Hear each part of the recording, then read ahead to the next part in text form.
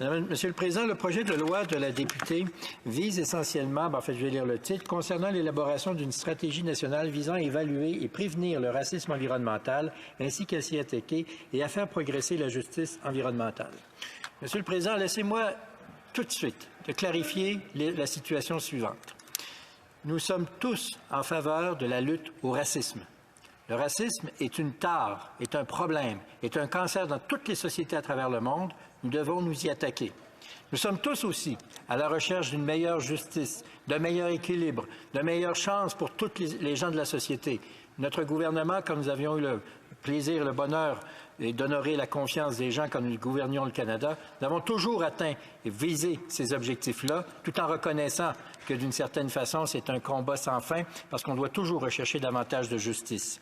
Nous reconnaissons que les changements climatiques existent, que les changements climatiques ont été créés par l'intervention, entre autres, de l'homme et de la femme, en fait, de l'humain, et que par cela, la personne humaine doit s'investir pour réduire l'effet des changements climatiques.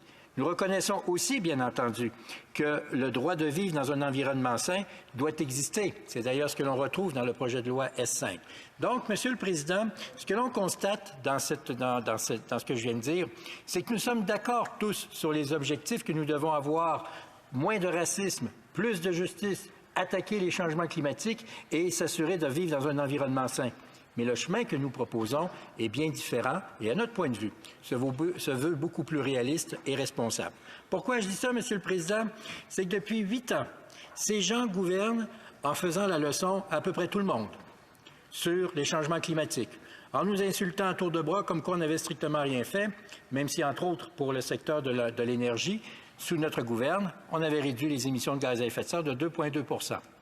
Et, Monsieur le Président, quel est le bilan de ce gouvernement-là? Depuis 8 ans, ce gouvernement donneur de leçons en matière d'environnement, c'est pas vraiment glorieux, Monsieur le Président.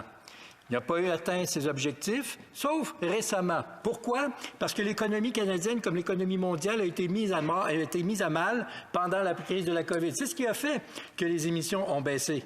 Mais sous leur gouvernance, ils n'ont jamais été capables d'atteindre quelque objectif que ce soit. Dois-je rappeler, Monsieur le Président, qu'ils étaient tout fiers de dire en 2008, signant avec les 195 autres pays l'accord de Paris, que le Canada allait être à l'avant-garde. Je me souviens très bien, Monsieur le Président, du fondateur d'Équiterre, ci-devant ministre de l'Environnement, qui disait « Enfin, je suis fier d'être Canadien, parce que le gouvernement actuel va agir ». Eh bien, malheureusement, Monsieur le Président, le Canada de ce gouvernement libéral ne fait pas partie des 13-14 pays qui ont atteint les objectifs de Paris. Et le jugement est venu très sévèrement récemment, lors de la COP qui s'est réunie en Égypte, un lieu qui, comme on le sait, est un endroit de rêve pour parler des changements climatiques et de rassembler la planète entière. Quel a été le bilan du Canada là-bas? 58e sur 63. L'ONU a fait une relevée de tous les 63 pays. Et où se situe le Canada après 8 ans de gouvernance libérale en termes de changement climatique? 58e sur 63.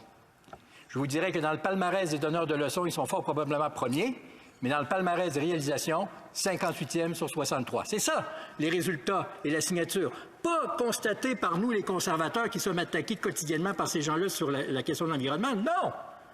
Par l'ONU, qui a fait une observation scientifique, neutre et objective et surtout pas partisane. Le résultat, c'est quoi? Le Canada de ce gouvernement libéral, 58e sur 63. Et eux, la solution magique, c'est quoi? Il faut taxer. Taxer va baisser la pollution. Ça ne marche pas comme ça, Monsieur le Président. La pollution a augmenté sous leur régime. Nous, notre approche est complètement différente. Notre approche repose sur 4 piliers fondamentaux que je vais vous expliquer concernant les changements climatiques. Dans un premier temps, nous voulons réduire et s'attaquer à la réduction des émissions de gaz à effet de serre en investissant par des politiques fiscales avantageuses dans la haute technologie. Ce sont les gens qui émettent la pollution, qui savent pourquoi ils les émettent, qui savent comment ils les émettent, qui, eux, peuvent réduire les émissions. Parce que l'objectif, c'est toujours le même, réduire la pollution.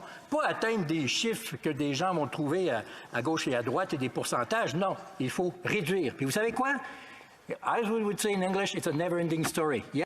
Comme on dirait en anglais, ça ne finit jamais. Quand on arrivera à la réduction, que ferons-nous au 1er janvier? Il faut continuer Ça ne finit jamais. Et un gouvernement dirigé par le député de Carleton, avec un gouvernement conservateur, on aborderait les choses correctement, concrètement, avec des techniques. Green energy. No more Plus de bureaucratie. Plus de bureaucratie.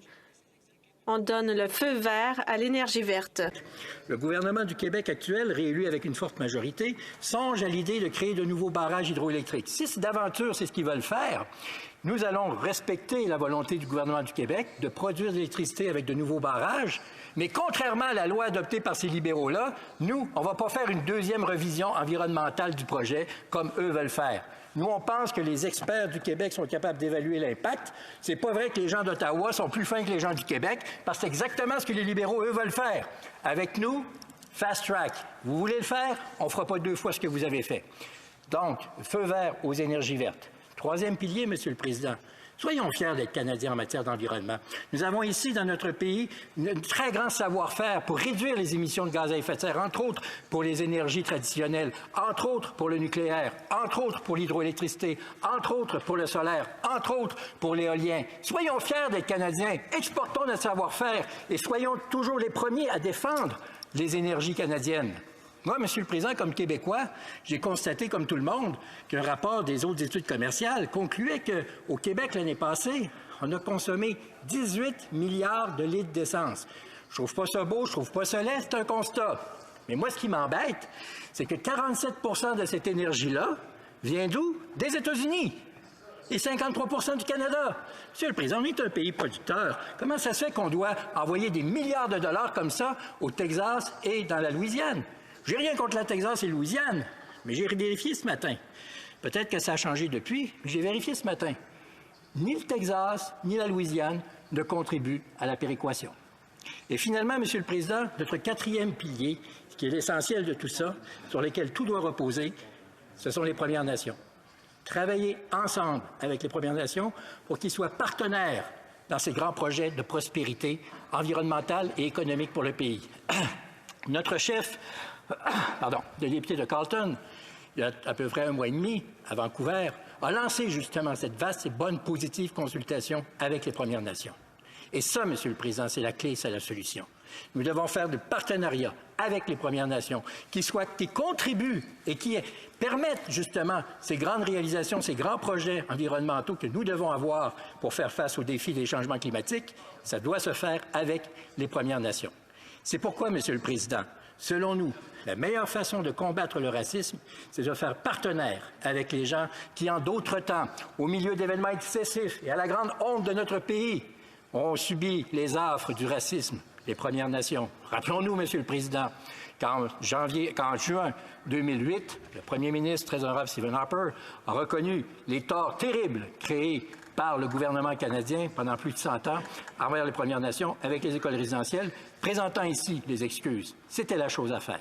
Bien, ça, c'est le passé. L'avenir doit reposer sur la prospérité et mettre un terme à ce racisme qui n'a pas sa place. Dans le projet de loi de la collègue, Monsieur le Président, on ne trouve pas de définition claire de ce qu'est le racisme environnemental.